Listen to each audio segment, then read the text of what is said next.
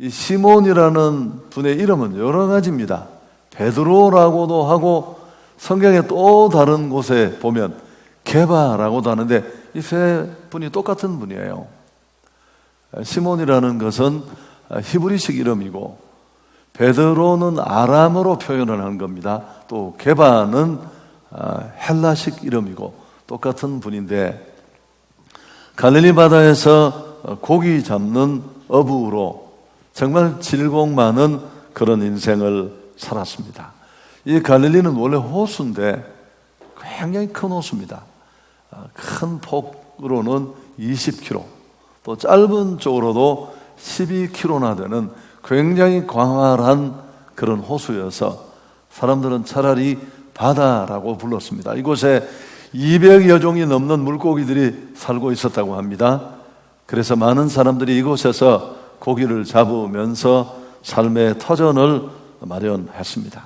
역시 베드로도 그 사람 중에 하나였는데 밤새 갈릴리 바다를 헤집고 다녔지만 아무것도 얻을 수 없었습니다. 오늘 5절 중반에 보면 밤이 새도록 수고를 하였지만 잡은 것이 없다, 그런 표현이 나옵니다. 그렇지만 이제 하나님 안에서 예수님의 도우심으로 그는 이 허망함으로 가득 찬 빈배를 채우는 그런 만선의 축복을 경험하게 됩니다.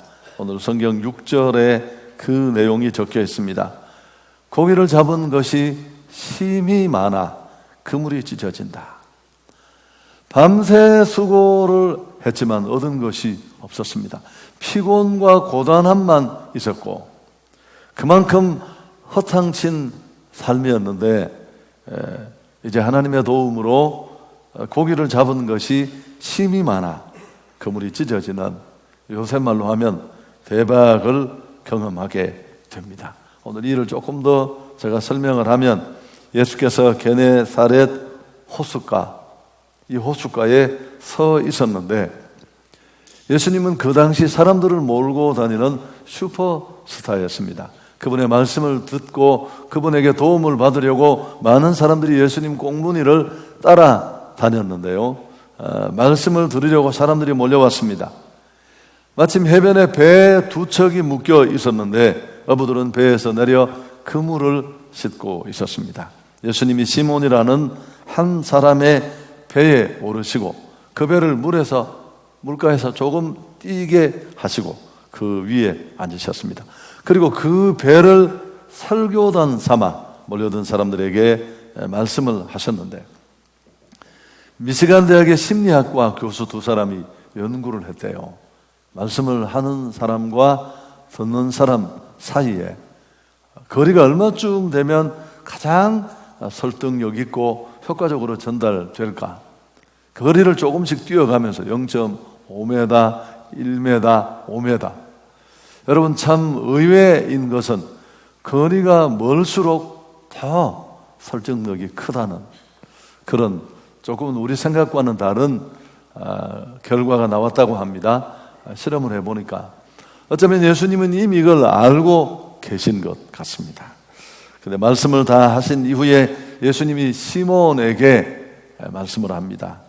4절에 보면 말씀을 마치시고 시몬에게 이르시되 깊은 데로 가서 그물을 내려 고기를 잡으라. 이게 예수님이 그에게 하시는 말씀입니다. 원래 깊은 곳에 그물을 던지는 건 아니죠. 그런데 시몬은 선생님, 우리가 밤이 맞도록 수고를 했지만 정말 고기를 잡았지만 고기 한 마리 얻지 못했는데 당신 말씀을 따라 깊은 곳에 그물을 내리겠습니다. 그리고 깊은 곳에 그물을 던졌더니만 수없이 많은 고기가 잡혔습니다. 들어 올릴 수가 없어서 주변에 있는 배의 다른 친구들을 불러서 함께 그물 찢어지는 소리를 들으면서 그물을 걷어 올리고 2배 가득 찬 그런 고기를 잡게 됩니다. 이 놀라운 변화가 오늘 이 성경에 기록되어 있습니다. 여러분, 이런 변화가 어떻게 일어났을까? 첫 번째는 예수님이 이 실패하고 또 아무것도 얻지 못한 시몬이라는 사람의 배에 오르시면서 이 변화가 시작되었다는 사실을 좀 주목해 볼 필요가 있습니다. 3절에 보시면 예수께서 한 배에 오르시니 그 배는 시몬의 배다. 여러분, 좀 말을 바꾸면 예수님과 시몬 베드로가 고기 잡지 못하는 이 실패를 통한 만남 때문에 오늘 이 큰 변화가 시작되었습니다. 기독교는 만남의 종교입니다. 제가 이 때문에 늘 재미있는 얘기를 하는데 우리 성도들은 많이 들었지만 어떤 분이 인생이 무엇인가, 삶이란 무엇인가, 이 보통 깊은 철학적 주제가 아니잖아요. 인생이 무엇이고 삶이 무엇인가 고민하며 해답을 찾으려고 계룡산에서 10년간 돌을 닦았습니다.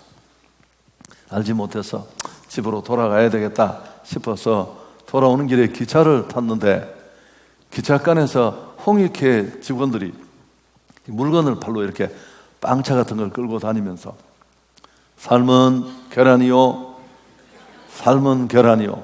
그래서 그때 삶은 계란이구나. 여러분, 삶은 만남입니다. 만남. 무너진 인생도 그렇고 성공한 인생도 그렇고 누구를 만나고 어떤 환경을 만났느냐에 따라서 인생은 완전히 달라집니다. 오헬리의 소설 20년 후라는 소설에 보면 두 청년이 만납니다. 그리고 그들이 함께 식사를 했던 그 식당에서 20년 후에 다시 만나기로 약속을 하고 헤어집니다. 각자 성공을 기대하면서. 20년 후에 다시 돌아왔는데 한 사람은 강도가 되었고 한 사람은 그 강도를 잡는 경찰이 되어서 만났습니다. 여러분, 그 20년의 시간 동안에 도대체 어떤 일이 일어난 걸까요? 만남이 만든 결과예요. 여러분, 잘 깊이 들여다보시면 무너지는 인생은 그럴 만한 좋지 않은 만남이 있습니다.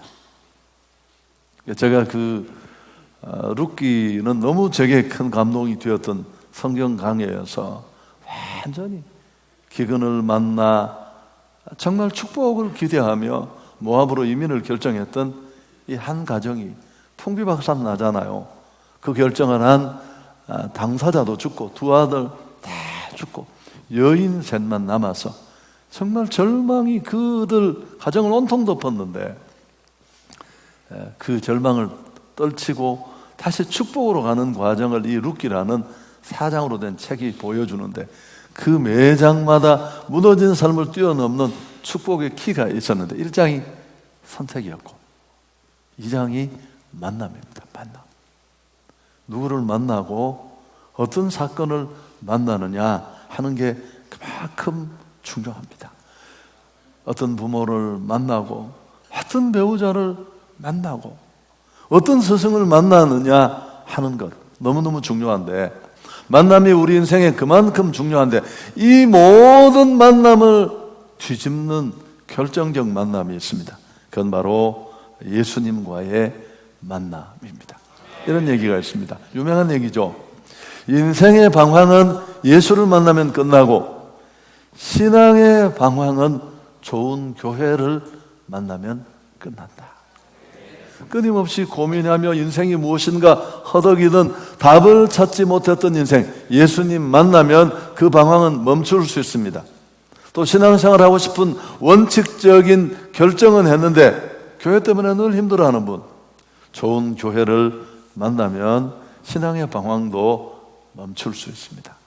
47주년을 맞는 한성교회는 정말 건강한 교회 되고 싶은 좋은 교회 소망을 가지고 지금까지 왔습니다. 여러분, 빈배에 오르신 예수님을 보십시오. 그 배는 베드로에게는 실패의 자리였습니다. 그렇지만 그 실패의 자리가 새로운 변화를 만드는 시작이 되었습니다. 만일 이 베드로가 고기를 너무 많이 잡았다면 예수님을 만날 수 있었을까요? 그렇지 않았을 가능성이 대단히 높습니다. 마음도 높아지고 너무 바쁘고 교만하고 그런 그에 비해 예수님은 오르실 수도 없었을 거고 예수님 말씀은 들리지도 않았을 겁니다. 어쩌면 예수님이 한 말씀 하시려고 했다면 베드로가 아니 제 지금 바쁘거든요. 고기 보이지 않습니까? 이거 빨리 팔아야 됩니다. 그렇게 말했을지 모릅니다. 그렇지만 빈배였기에 그는 마음이 가난하고 낮아서 예수님을 배에 모실 수 있었고 그 음성에 귀를 기울일 수 있었습니다. 사랑하는 여러분, 실패의 자리, 고독의 자리, 절망의 자리, 고통이 꼭 고통만은 아니에요. 직장을 잃고 건강을 잃어버리고 상실의 아픔에 허덕일 때 그게 죽음 같은 순간으로 우리에게 다가오는 위기처럼 보일지 모르지만 그 위기는 오히려 더 결정적인 은혜를 받는 기회를 맞는 기회일 수 있습니다. 빈배는 절망과 좌절의 자리였지만 예수님을 만날 기회도 되니까요. 자, 두 번째, 여러분 실패한 그 빈배에 예수님이 찾아와서 이 베드로를 만나면서 오늘 이 변화는 시작되었고, 두 번째 또 한 가지는 그 예수님이 하시는 말씀에 귀를 기울이고 말씀을 따라 살았습니다. 그게 변화를 만드는 일이었는데, 예수님이 베드로에게 들려주신 말씀은 상식에 맞지 않았습니다. 깊은 데로 가서 그물을 던져라. 여러분, 이거 마치 무엇과 같으냐 하면 전문성을 침범하는 대단히 언짢은 표현이에요. 어떤 사람이 우리 교회를 처음 방문해가지고 제 설교를 듣고 와서 제 방에 막 문을 확 열고 찾아와서 당신 설교 그렇게 하는 거 아니다. 누가 요새 설교를 그렇게 하느냐. 그러면서 자기가 종이에 몇 가지 적어주면서 이렇게 하라고. 여러분, 물론 저는 성품이 좋아서 네, 그렇게 하겠습니다. 제가 이렇게 못합니다. 제 신학을 10년 했고요. 목회가 지금 몇 년째입니까? 일 하나로 맨날 뒤집어 쓰고 온통 고민하고 피드백 받고 또 신학교에서 내가 또 설교를 가르치잖아요. 쉽지 않아요, 절대. 여러분, 꼭 같은 표현은 아니지만 이 갈리바다에서 잔뼈가 굵은 베드로에게 깊은 곳에 그물을 던지라는 예수님의 충고는 이만큼 말도 안 되는 그런 얘기입니다. 그렇지만 그는 실행했습니다. 5절에 보십시오. 시몬이 대답하여 이르되 선생님, 우리들이 밤이 새도록 수고하였지만 잡은 것이 없는데 말씀에 의지해서 내가 그물을 내리겠습니다. 여러분, 이렇게 역사가 일어났잖아요. 예수님이 배에 타셔도 그분이 하시는 말씀을 따라 실행하지 않았다면 이 부뚜막에 소금이에요. 25,000가만이 쌓여도 변화가 없습니다. 사실은 여러분, 이게 믿음이고 신앙입니다. 말하는 게 신앙이 아니에요. 아, 나 예수 믿는다, 교회 다닌다, 나 집사야. 여러분, 그게 믿음이 아니에요. 믿는다는 건 뭘 믿는다는 겁니까? 하나님을 믿는다는 뜻인데, 그 믿음의 실체는 그분의 말씀을 믿는다는 뜻입니다. 전에는 세상의 시류를 쫓아서 세상이 이렇게 살면 된다는 그 세상의 방법, 세상의 원리를 쫓아 살던 사람이 예수를 믿는다는 건 하나님의 말씀이 내 삶의 원리가 되고 그 말씀을 내 삶의 원리로 채택하고 받아들이는 것을 말합니다. 저는 종교인과 신앙인을 맨날 나누잖아요. 종교인이 어떤 사람입니까? 겉보기는 비슷해요.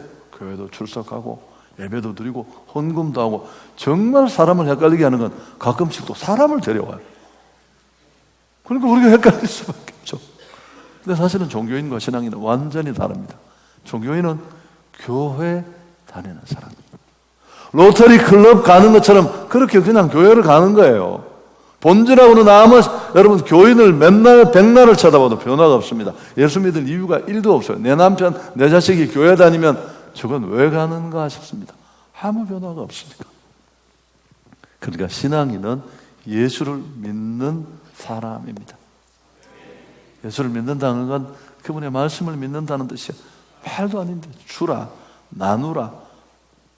상식적으로 이해 안 되는 건 투성이에요. 여러분, 그렇게 살면 새로워질 줄 믿습니다. 해봐야 돼, 해봐야. 여러분, 삶의 원리가 바뀔 때 기적이 일어나고 행복해집니다. 신명기 10장 13절, 제가 너무 좋아하는 구절인데 같이 한번 읽을까요? 내가 오늘 내 행복을 위하여 내게 명하는 여호와의 명령과 규례를 지킬 것이 아니냐. 여러분, 성경은 행복 설명서예요. 우리를 만드시고 우리를 지으시고 목적 있는 인생으로 만드신 하나님, 네가 어디에 어떤 모습으로 살아가는 게 가장 행복한지를 가르쳐주는 설명서, 제품 설명서가 성경이기 때문에 그렇습니다. 여러분, 이렇게 신앙생활을 해야 교회 다녀 신앙도 잘하고 재미도 있고 힘이 들지 않아요. 아니, 나 혼자 배 끌고 다니다가 예수님 배에 태우면 힘들어요, 안 들어요? 그분이 체중이 얼마신데? 훨씬 힘들어요, 혼자 다닐 때보다. 종교인이 이렇게 해서 어려운 거예요. 찬송 2번 부르면 짜증나고. 그런데 신앙생활은 그렇지 않습니다. 간증과 기적과 축복이 이어질 줄 믿습니다. 여러분, 이렇게 살아보면 정말 믿음이 뭔지를 알게 돼요. 자, 8절에 보십시오. 이런 기적을 보고 나서, 변화를 보고 난 베드로가 그 예수님 앞에 보인 반응이 뭡니까? 무릎을 꿇고 8절에 시몬 베드로가 이를 보고 예수의 무릎 앞에 엎드려 이르되 주여 나를 떠나소서 나는 죄인입니다. 이분이 사람이 아니시거든요. 이분이 예수님이 하나님이시라는 걸 이 일을 통해 알게 되는 거죠. 진짜 주님을 만나고 나서 베드로의 고백이 바뀝니다. 5절에 선생이라고 불렀는데 8절에 보면 주님이라고 바뀝니다.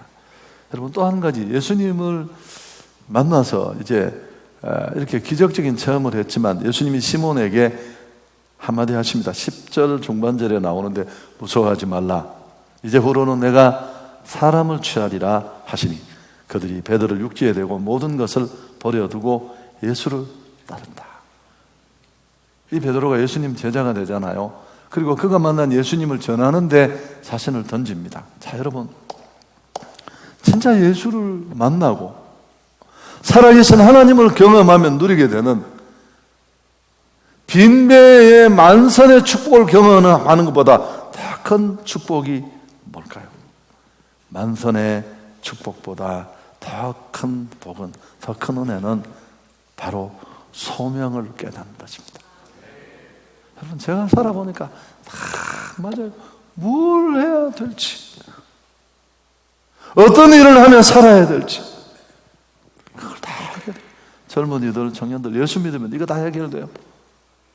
어떤 사람은 수염이 하얀 할배가 될 때까지 지가 뭘 해야 될지 몰라.